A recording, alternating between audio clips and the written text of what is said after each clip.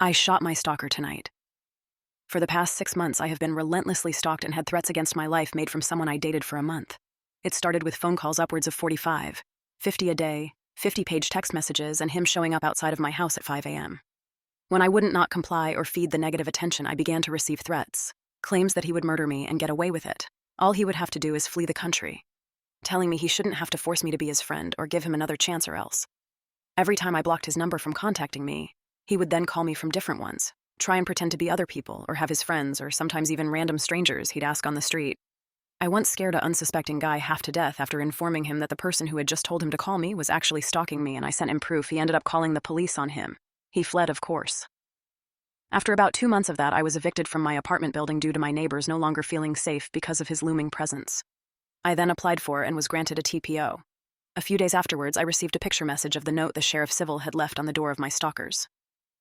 Then residents with a message taunting me that what you are trying to do was stupid and a restraining order is just a piece of paper. So ultimately, he just ended up avoiding the process server, and simple as that, I was not being protected at all. May 31st of this year, I relocated. This did not deter my stalker. He vowed to find wherever I moved to and threatened that if he couldn't find me, he would be able to find my family, and then proceeded to send me a map of my mother's home whom he had never met. I received a message from a woman claiming to be my former landlord, letting me know that I owed a balance on my account, and to avoid late fees I needed to pay the amount, which I could do with the link provided in the message. Turns out it was my stalker pretending to be a woman, and the link turned out to be a tool used to grab the user's IP address when they click the link. Upon this discovery, I changed my phone number and began to systematically dismantle any trace of an online presence I once had.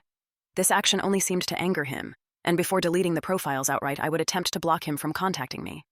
Each and every time I blocked one, he simply created a new one and proceeded to contact me as if nothing had happened.